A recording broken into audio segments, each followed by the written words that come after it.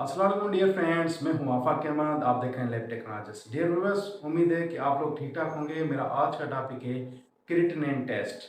Creatinine test के मुतालिक मैं आज आपको बहुत अहम चीज़ें बताने वाला हूं और समझाने वाला हूं। तो डियर व्यूअर्स, अगर आप में से किसी ने अभी तक मेरा यूट्यूब चैनल सब्सक्राइब नहीं किया तो काइंडली मेरा यूट्यूब चैनल सब्सक्राइब करें ताकि मेरी हर नई आने वाली वीडियो के साथ आप आसानी से जुड़ सकें।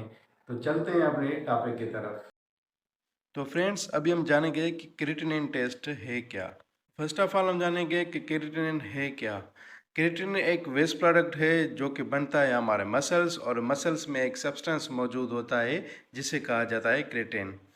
तो क्रिएटिन की जब मेटाबॉलिज्म या ब्रेकडाउन होती है तो बनता है क्रिएटिन।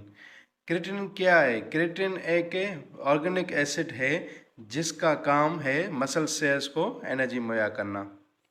ये क्रिएटिन सब्सटेंस बनता है हमारे जिगर में और मखसूस अमीनो एसिड से बनता है। वो ये हैं आर्गिनिन, ग्लाइसिन एंड मेथिओनिन। ये याद रखें कि जब भी क्रिएटिन से क्रिएटिन बन जाता है तो क्रिएटिनिन जिस्म के काम नहीं रहता और ना कोई इसका कोई रोल होता है मेटाबॉलिज्म में। तो ये गुर्दों से पेशाब की मदद से खारिज हो जाता है। ये याद रखें, जितना भी बंदे का मसल साइज बड़ा होता है तो उतना ही क्रिएटिनिन बनाता है।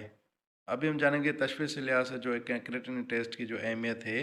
तो क्रिएटिनिन टेस्ट को बाकी जितने के टेस्ट किए जाते हैं गुर्दे के फंक्शन के लिए मालूम करने के लिए कि उनकी निस्बत क्रिएटिनिन को ज़्यादा काबिल भरोसा समझा जाता है और ज़्यादा एतमाद किया जाता है कि उसके वैल्यू से गुर्दों की बीमारियों का अच्छे से पता लग जाता है। इस टेस्ट की मदद से हम गुर्दे की टेस्ट का पता भी लगा सकते हैं। अगर मसल सेल्स में कोई बीमारी है तो मसल्स की बीमारियों का भी पता लगा सकते हैं।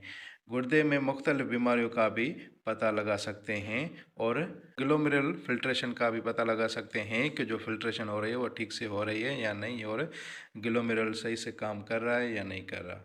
तो अभी हम जानेंगे कि नॉर्मल रेंज इसकी खून में कितनी होती है। तो हर एज के लिहाज से हम जानेंगे कि इसमें नॉर्मल रेंज कितनी होती है। तो 2 साल से कम वाले जो बच्चे होते हैं उसमें नॉर्मल रेंज 0.1 टू 0.4 मिलीग्राम पर डेसीलीटर तक। और तो 2 साल से लेके 6 साल तक या 6 साल से कम वाले बच्चे उसमें जो नॉर्मल रेंज होती है 0.2 टू 0.5 मिलीग्राम पर डेसीलीटर तक। और 6 साल से लेके 10 साल वाले जो बच्चे होते हैं या 10 साल से जो कम वाले बच्चे हैं तो उनमें जो नॉर्मल रेंज होती है 0.3 टू 0.6 मिलीग्राम पर डेसीलीटर होता है। 10 साल से लेके 18 साल या 18 साल से कम वाले जो बच्चे होते हैं उनमें जो नॉर्मल रेंज होती है 0.4 टू 0.1 मिलीग्राम पर डेसीलीटर होता है।